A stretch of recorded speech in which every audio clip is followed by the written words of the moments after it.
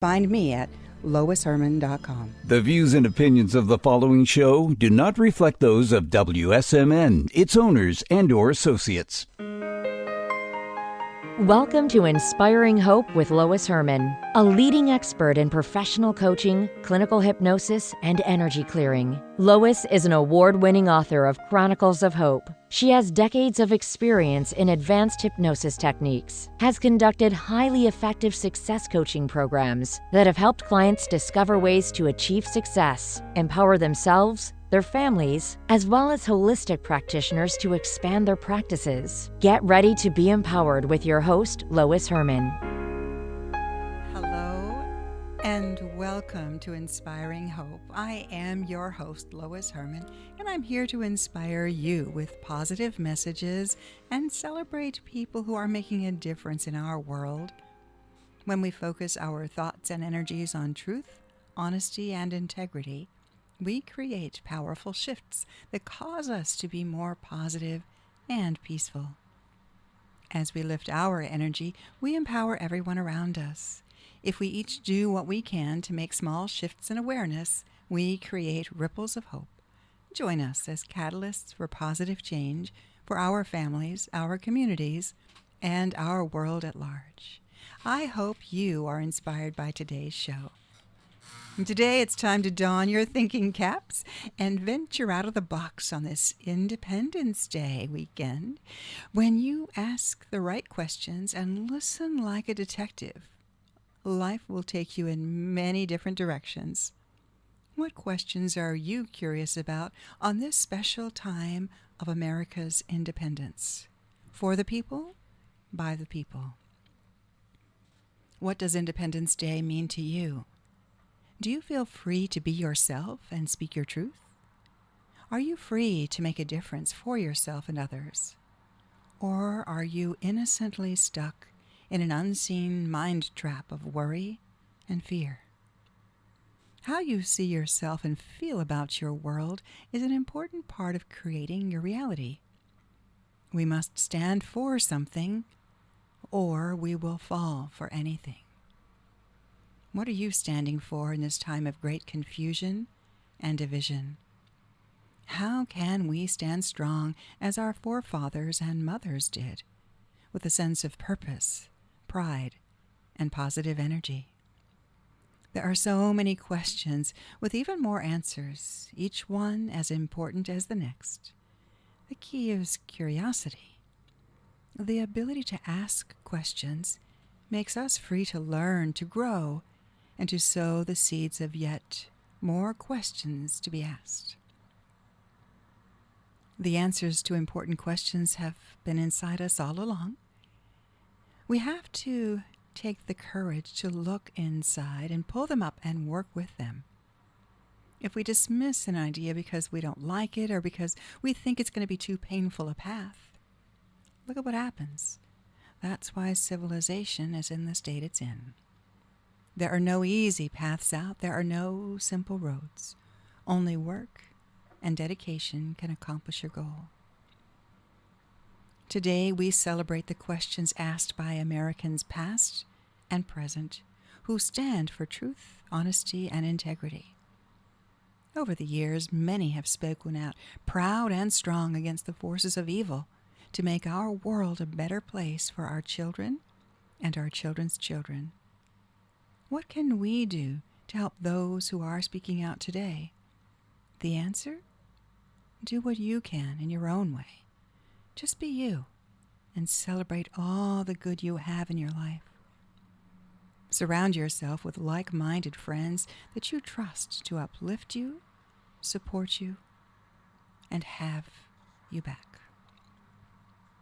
In a moment, we will have a lively discussion with a wonderful man who has spoken against the narrative in his own delightful way. Albert Marotta has taught many to think for themselves, to ask the difficult questions, and listen intently for answers of the expected and unexpected kind. A retired theater professor and an amazing metaphysical hypnotherapist, my wise mentor, has questioned and researched many things, both seen and unseen. You'll be surprised with the insightful stories he shares. Albert taught me to listen beyond the usual and was instrumental in helping me to develop my passion for spiritual hypnosis.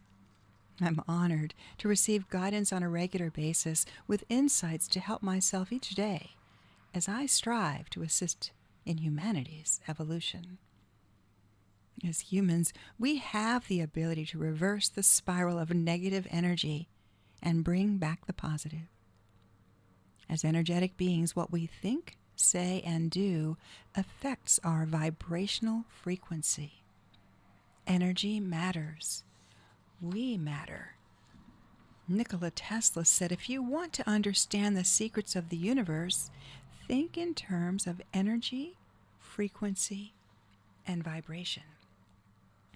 We are vibrational energy beings. When we act on negative, low vibrational thoughts, we reduce our energy level, which causes a lowering of our collective human consciousness. Since we are interconnected, it is important that we each keep our energy uplifted and strong. After all, we're all one human species, though we come in a wide variety of colors, shapes, sizes, and sounds. We all bleed the same red blood of life. In one guided journey, the Archangel Azrael said that they are willing to help us all we need. But in truth, we do have the wisdom to accomplish our goals. These wise guides can give us help and answer questions, but it is ultimately our path to walk on this earth. There are other humans who realize the danger that civilization faces, and many of them are doing similar things. Many are trying in their own way to turn the spiral around. These wise guides believe that each group who is trying to help the world should take its own path. If we all take the same path, the likelihood of failure is much greater. If we each take a different path, the likelihood is that one will succeed. It's important to let people move in their own way, in their own direction. It's necessary to impress upon people, though, the urgency of the situation we're in. Our guides hear the call for help, but are saddened that there is nothing they can do until we ask. Humanity's fate must remain in its own hands. As long as the people who have power in the current system retain it, there will be no change. It is unlikely that they can be convinced to give it up. It's merely a question of how long they will remain. If they retain power for too much longer, then Earth has only one future. He said the guides would never recommend revolution. However, there are changes that can be made. To begin to unwind the pattern, it is necessary to start at one small place and allow a reverse spiral to begin. This would be the least painful way to evoke change, evolution, rather than revolution. He acknowledges that there is great political unrest in our nation, and normally they would never consider becoming involved. But there is a time now, there is an opportunity right now to begin a reverse of the trend. There are enough people who are disappointed with the way things have been run. Now is the time for just a few people of good conscience to make themselves available to lead others. If a few people can get themselves elected, they can start the turnaround. Now is the time to remove those who have been in power for far too long. The people who are fed up with the system are the people who need to run. People must step up and make themselves available. Azrael said, go back and look at your ancient American history. The individuals themselves stepped up and did what they knew would be difficult and painful to do. They put themselves in a position where the public could scrutinize their every move, and they did it anyway. Those are the kind of people that need to be motivated now. We need to put real people into positions where they can affect change.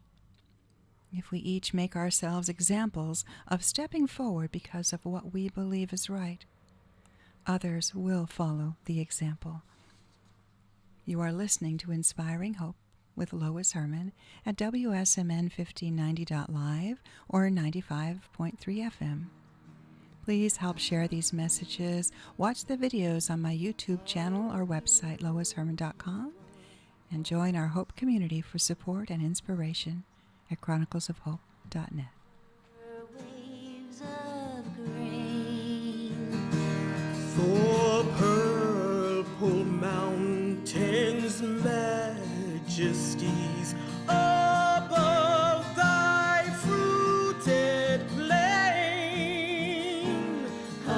America, America, God shed much grace on thee. So spread the love sent from above, from sea to shining sea. Oh, beautiful. And I welcome you to listen with delight to Albert's favorite song called The Jolly Young Smith. Yet today I felt it important to honor America with a song on this Independence Day.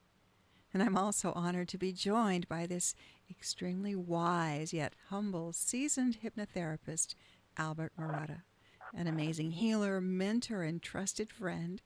He's helped and inspired me in ways beyond comprehension.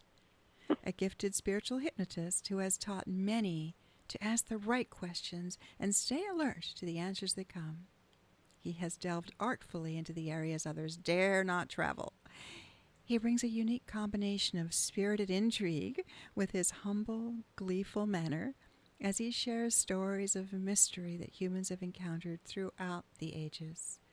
From spirit connection to grief resolution to events that have shocked our world, this wise gentleman has knowledge of many things and shares incredible stories with a lively sparkle. Good morning, Albert. I'm delighted to have you join us today. Good morning, Lois. How are you doing? Oh, pretty good. Aging gracefully. Aging gracefully. Yeah, I refuse to do it any other way. That's sage advice. And you're out in California where the sun is always shining. Is that correct? Yeah, whenever the smog lightens up a little bit. Yeah. You have all those weather extremes, right? Yeah, right. This morning it's starting out at 66. It's supposed to get up to 86. Yeah. It's a nice, pleasant day. And then the evening comes and we all sigh a sigh of relief. We made it another day. Yay, yay. So tell us a little bit about your background. I've given people a synopsis of my impression of you, but I'd love to have you tell people about your background. Well, my background is, I suppose, kind of typical. You know, it's just kind of knocked around after I got out of the Navy in 1959. I went to monastery for about a year and a half and found that wasn't exactly what I was looking for, but it was in the right direction, and decided to go to college, and started out in college and kind of fumbled my way into the theater, and found that was a great, entertaining, and fulfilling point in my life to be in the theater. As I worked my way through college, that's when wages were $1.50 for a minimum wage, and worked my way through. Got into, ended up from South Dakota, Iowa, out here in California. Continued to work my way through, and suddenly found myself listening to a radio program by a psychologist who is also a hypnotherapist, whose name currently eludes me. And he was talking about a client that he had that was referred to him by a medical doctor who had a scar on her stomach. And she was having all kinds of stomach troubles, but the medical doctor, could find nothing out of the ordinary to explain it. So he just kind of sent this woman to the hypnotherapist down the a couple offices down. And so he regressed her, and all of a sudden regressed her back to the cause of the scar and the issues that she was having. And all of a sudden she was speaking a language that he had no knowledge of or anything else, so he recorded it. And then very quickly he just said, I don't understand, speak English. Whereupon she immediately went from this foreign language to English, and she was describing a point in Greek history. And as the story unreeled there, it came that there was a revolution. She was a housewife. Her husband had just gone off to work. He had some government job. And there was a revolution. Activity broke out, and a couple of men broke into her house and stabbed her in the stomach. And he said, well, point out where. And she pointed exactly to the scar on her stomach. So this was kind of a birthmark, you might say, that had a long history to it. Oh, yeah. And so anyway, he talked to her a little bit about the revolution and what was happening, and had her to go out on the porch and describe the day like it was a weather report. And she did. Well, he took that and sent the tape of it to a friend of his over at UCLA who majored in ancient dialogue, ancient languages. And he said, well, why did you after he listened to it, he said, well, why did you send me this? This is nothing more than a weather report.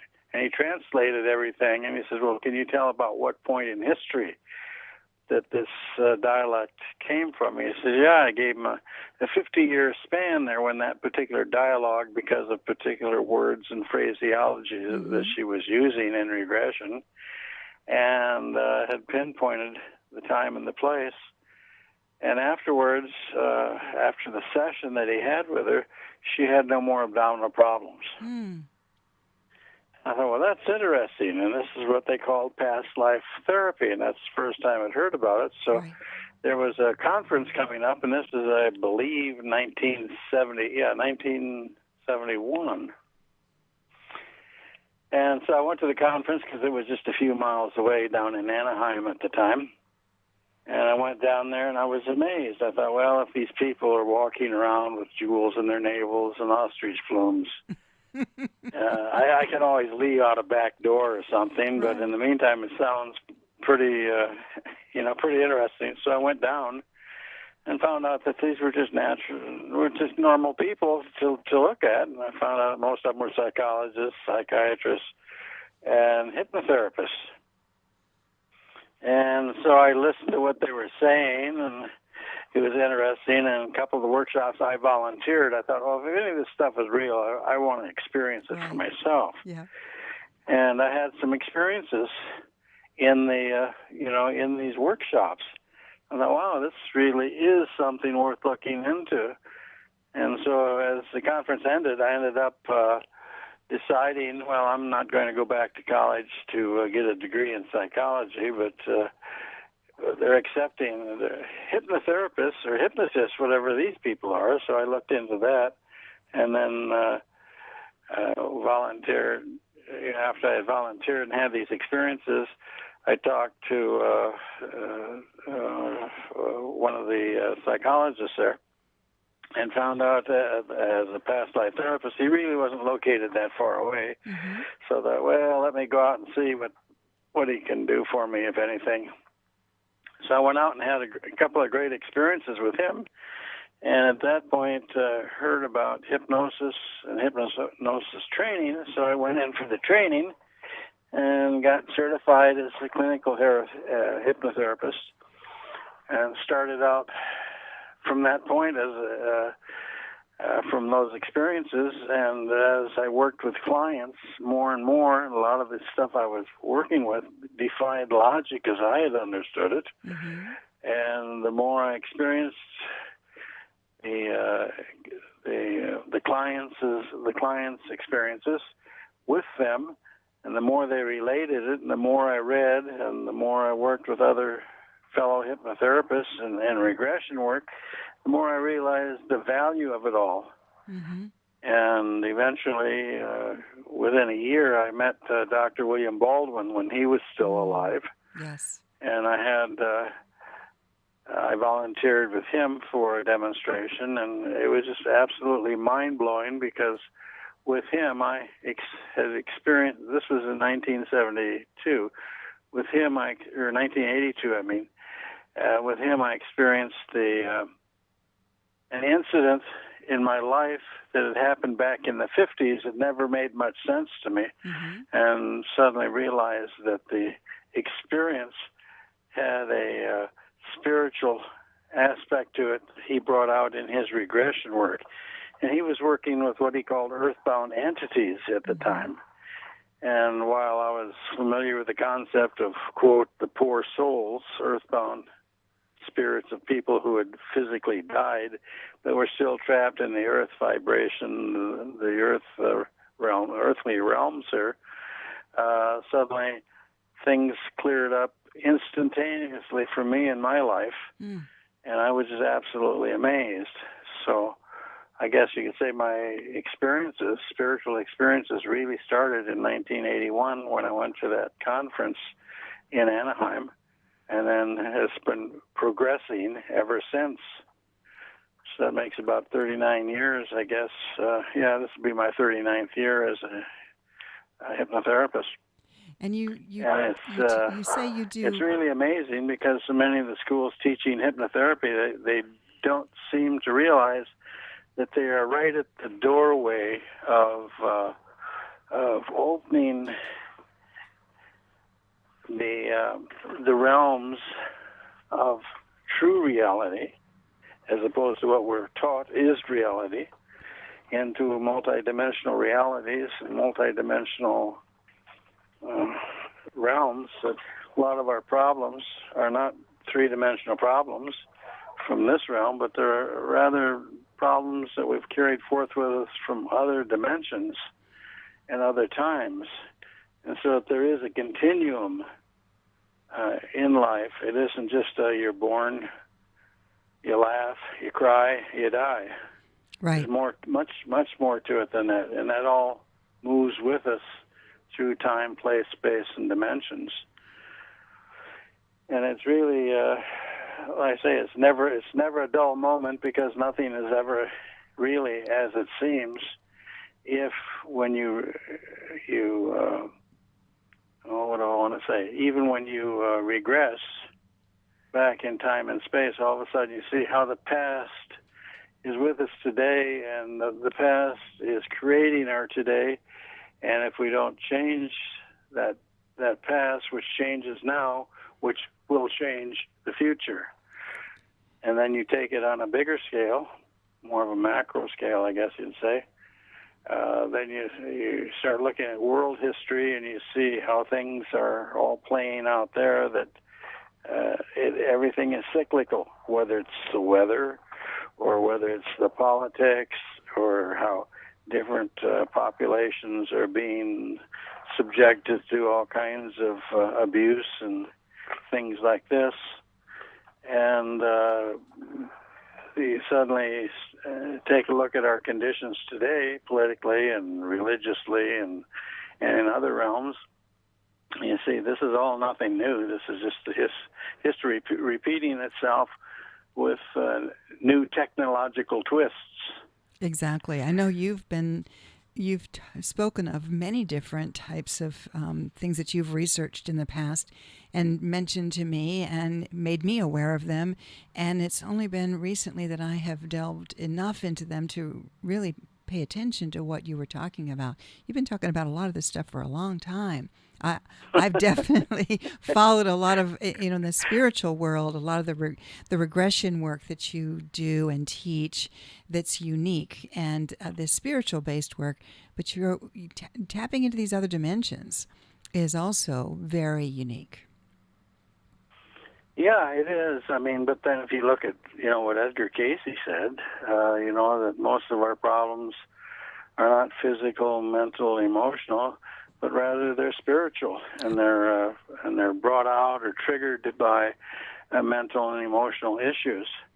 It just triggers us back to the origins, which are in the past, and this is where the regression work comes in. And then, of course, the interconnectedness we all have with one another. Mm-hmm. And this is where all the quantum stuff comes in. And if you break it all down, and the quantum physics and all of the stuff, you break it all down into its simplest form, it's everything is related to everything else. Absolutely. I love your story about the plants, about the... Oh, yeah. Yeah, that was really interesting. Yeah. There was a person who did lie detectors, worked with lie detectors with people, and one day he was sitting around his office kind of bored and drinking coffee and just kind of waiting for something to happen, and he kind of looked over at his ficus plant in the office and decided he'd have a little fun, so he hooked up his galvanator, or whatever it is that they call it, to his plant, and was threatening to break off a leaf, or threatening the plant, and just kind of as a fun joke thing, and wasn't getting any readings on his machines, which he thought he might or might not get. He really had no idea. Then all of a sudden he threatened to take some hot coffee and pour it on a leaf.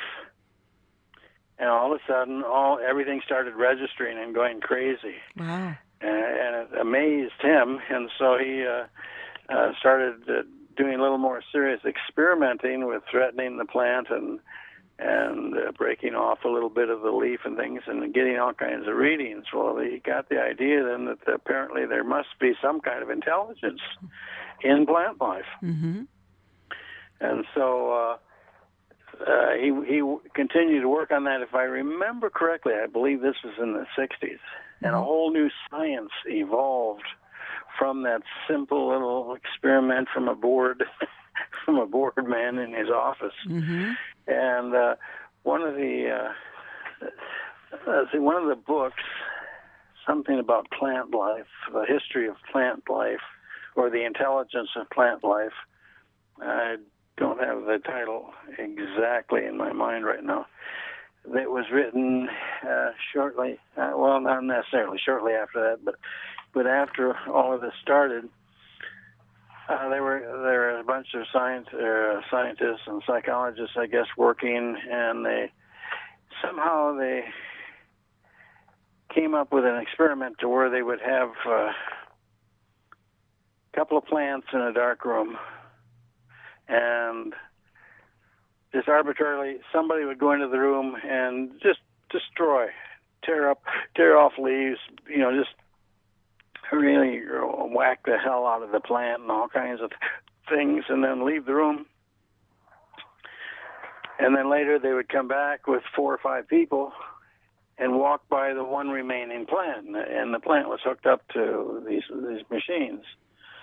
And the person that was responsible for destroying the other plant, immediately there was all kinds of reactions and readings and things that indicated this was the person that destroyed the other plant. So the plant knew who it was that was doing the damage to his to the other plant. The other plant, knew. And so again, there was this intelligence that seemed to be passed from one plant to the next. Then they also started doing that with criminals. That they had plants there, and different people would come in and they'd ask them questions about, well, did you shoot this person? Did you rob this bank? And things like this. And the plants knew right away. They were able to pick up on those on those issues, which, like you say, were electromagnetic and biomagnetic in nature. And the plant somehow was able to determine without error who were guilty and who was not. Very in a group interesting. Of people. So be kind to your plants. Yeah, that's true, because you never know who's going to get you at night. That's right. Yeah, this kind of leads into, you were telling me, we had this discussion about different dimensions. Many of us are aspiring to move into the fifth dimension, and you had an interesting concept of the first dimension, the second dimension. So can you explain a little bit about the different dimensions that we exist in? Well, I can only tell you what I read and what makes sense to me. I was reading this book, and I don't recall the title right offhand, about this person who had laid out these different dimensions. And he said the first dimension is the communication and vibrational frequencies in basic earth matters, rocks and the earth and things like this. Now, I do know from people that I've talked with that there are dowsers, and dowsers can find water and other minerals and things. But also, there are people that can just virtually pick up earth in their hand and tell you what's going on with the earth, whether it's full of poisons or minerals that are lacking or whatever. They're able to read the earth just through the kinesthetic, the touch. Well, also people who work with crystals. A lot of people wear crystals and work with crystals. That's earth energy. People have the sensitivity. Some people have the sensitivity to pick up on the energy in the crystals. Exactly, and that's kind of like that's the first dimension. Second dimension deals with animals, herd instincts. And where we see that is, if you've ever seen some of these ocean pictures where they have schools of fish, and then you'll have predators swimming into those schools of fish, and how almost instinctively the fish will open their ranks, and these predators will come swimming through there, and the fish are all gone. That part of the school is gone. Or you'll have like a herd of starlings flying over, and you'll see these marvelous geometric patterns that all these birds make, and everything like that, and different things like that. And that's that intelligence, that kind of mind, that one mind sense, to where everything seems to sense instantaneously, almost before the predator makes their move, and they'll anticipate that move. Do you know what I'm talking about? Yes, and also like flocks of birds, like geese when they fly in formation, and they will sense if the lead goose is tired, it will fall back, and another will take its place. So they work as a cohesive group or team. Yeah. Right. So that's second dimension. Yeah. Yeah. So that's the second dimension, with that intelligence there between the animals. And the third dimension is where we're at in time and space.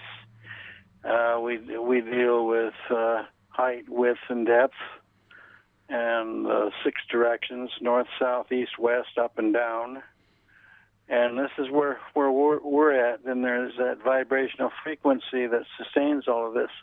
And the fourth dimension are those that are working spiritually, and if you go to the old esoteric writings and the esoteric schools, they taught a thing. Well, they taught many things, but one of the things that always impressed me is they were able to master the art of invisibility. That is, raising their vibrational frequencies to an extent to where a person virtually disappears right in front of everybody else. And there's the miracle of Christ that walked among the crowds undetected and things. But again, that's vibration and frequency, like all of this stuff is. But they're able to raise it to that higher frequency. And that's the fourth and fifth dimension, moving into those realms. And you can do it at will. And now you start thinking about, well, you've heard, be it science fiction or whatever else, you've heard about shape shifters and people coming into and out of vision. All of a sudden, people at night wake up and they see somebody standing there in the room, but all of a sudden they disappear, or they turn real quick and they see somebody standing there and they can describe what they're wearing and everything else, but then when they blink their eyes and look again, there's nothing there. Mm-hmm. That's the vibrational frequencies and things, again, at a higher level, kind of like dogs hear certain frequencies, Mm-hmm. and the human eye is designed to see certain frequencies of light and things. So that's where people have the ability to astral project. They can project their thoughts, their mind. They can project themselves to another Mm-hmm. place and time.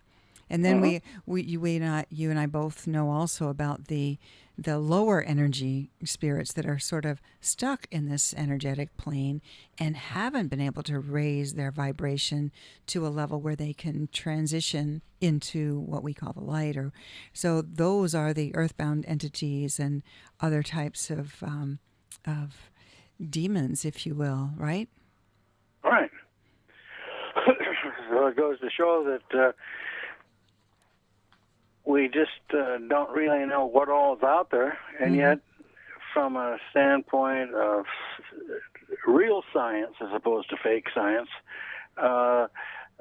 if you read about some of the accomplishments of the Nazi regime and their accomplishments with just invisibility as an example, there's I was reading where they had developed a little thing about the size of a pack of cigarettes that you could just kind of clip onto your belt.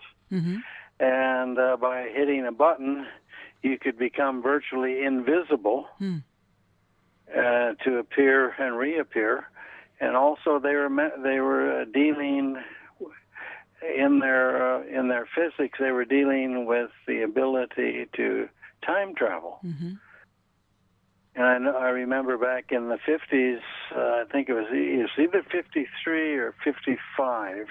I'm not sure which year it was, but it was one of the two, where the Canadian Air Force had perfected the art of teleportation. And the experiment they were talking about at the time was they had a package in one room, and they were able to teleport it to another room.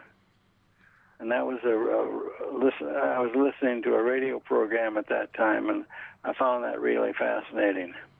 There's a lot of things that people have done over the years that are beneficial and pretty cruel that have been spoken of and then censored. So a lot of these things are not being put out there for the average person to know about. No. They were saying that the average person, technologically, and this is back when they were coming out with transistor radios and things like this, technological, where the civilian population was 50 years behind what the military and the black ops people were doing. And that was, in the 60s, they were coming out with all that stuff. Mm-hmm. So I would say that right now they're probably anywhere from 75 to maybe even 100 years ahead of any technology that we're aware of, because they only release to the population that which is no longer has any credit. It's all, as far as they're concerned, it's ancient history and of no value to them. And so then we get it as the brand new, most exciting technological things, whether it's Bluetooth or Bluetooth or anything else. Mm-hmm. And we think, wow, we're really moving ahead there in time and space, but little do we know that we're moving behind, really, further and further. So you talked about your fascination with certain points in history, the Elizabethan time, the medieval Germany. That's one of the areas that you've been very curious about and interested in. Yeah, it's just one of those things where all of a sudden there's an interest in like Elizabethan times, and so I study that, and yet I'll sit down and ask myself, well, what is there about this particular time that's drawing you to it? Why do you have this fascination for it? And I can't really come up with any kind of an answer, and yet there's other times in history where I have no interest in it whatsoever. For example, the French Revolution. When I was working with Dr. Bill Baldwin, he regressed me one time, and we regressed back to the French Revolution, and I discovered my head in the guillotine. So you lost your head, so to speak. Absolutely did. And what was interesting is that at the college I was at, there was a dean of instruction who had a real hard-on for me, and there was absolutely nothing I could do to ever please that guy, and there was nothing about him that I ever liked to begin with. But I was hired in anyway, and he spent untold hours trying to get rid of me, and found out that he was the one that was brought me up to be guillotined in that particular period of time. And I've laughed because at any time that we studied history of any kind, and this is back when we studied history in school, there was nothing French that I liked. I didn't care for their food. I didn't care for their history. I didn't care for their politics. I didn't care for their dress. There was nothing about French or France that I could care about in the least. And after I had that experience, and this was in the 80s, after I had that experience, then all of a sudden I started laughing as well. Okay, now I understand why that particular history never had any appeal to me. Mm-hmm. And like I say, some of these other areas that I've had great interest in, I really can't tell you why. I just know that there is an interest there. And so, who knows what's yet to be discovered. I know you were talking about recently reading about the tall humans and how they came to be from the Nephilim, that you had studied about the Old Testament, the Nephilim, or however you say that, Nephilim. So what did you discover about those beings?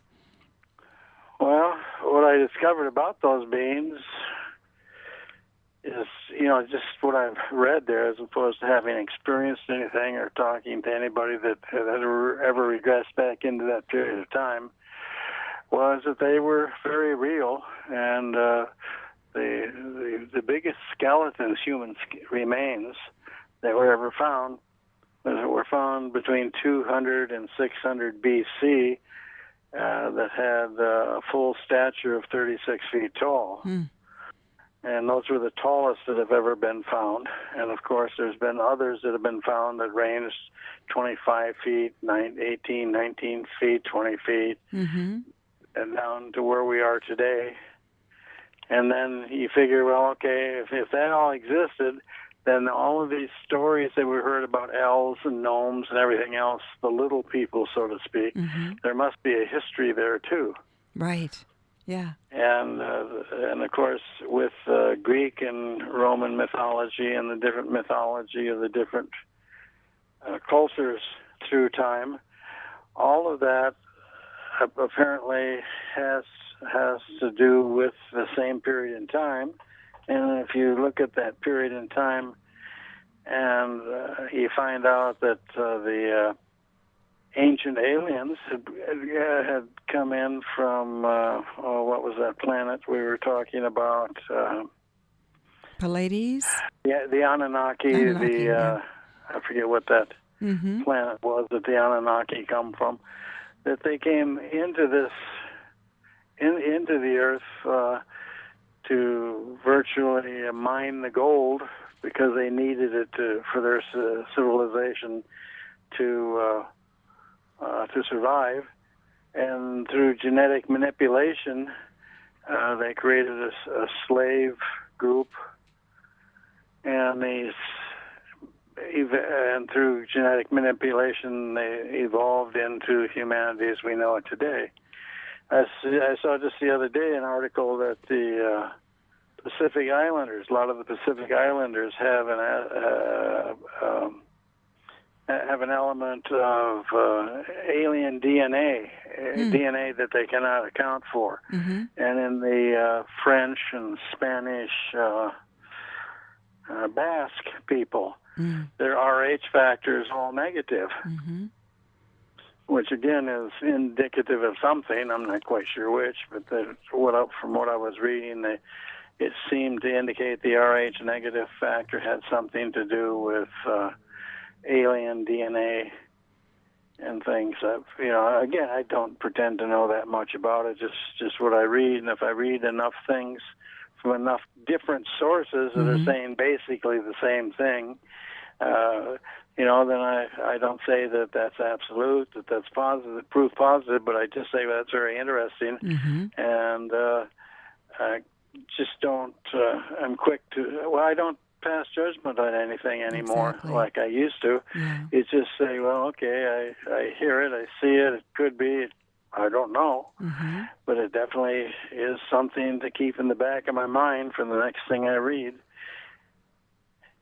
And suddenly things all start tying together, which kind of makes the next phase of life interesting. Well, you know, the more questions we ask, the more things to find. It really is. The more we go down these rabbit holes of questing for information, unfortunately, we find a lot of inhumanity to man, and which is tragic. That's been going on for a long, long time. And absolutely. Ever since I think there was a third person involved in humanity. Well, I used to tell this to my students. I said, the great thing about education is, I said, you end up thinking differently. And this is when education was not confused with indoctrination. I said, and what happens with education, I says, it's so damn frustrating. I says, you have to think carefully before you go down that road of education. I says, because the thing about education is that for every question you have that you get an answer to, you get 4 more questions. I says, so the more educated you get, the more questions, the more answers, the more frustration, because there are that many more questions that have arrived because you got that one answer. And that's what science is all about, is asking the question to ask that another question, because we can't be absolute about our answers. And that's where people need to be, should be, ask the questions, because who is to say that we have all the answers? Nobody does. Exactly. And if you think you've got the answers, boy, has somebody slipped you a wrong bit of information. That's right. So I know that you tend to always be positive, even though you delve into a lot of the shadow side, as I would call it, and you've done a lot of work with the dark side, with the demons, and yet you maintain that positive attitude. What's your secret? What is your secret? Well, there's no real secret to it. It's just that once upon a time, a person who I greatly admired and respected in the realm of pre- and perinatal regression work said to me, she said, not everybody does this work.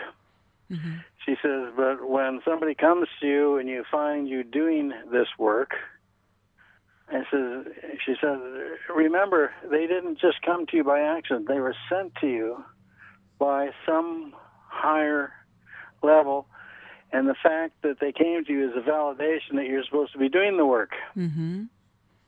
And I thought about that for a long time.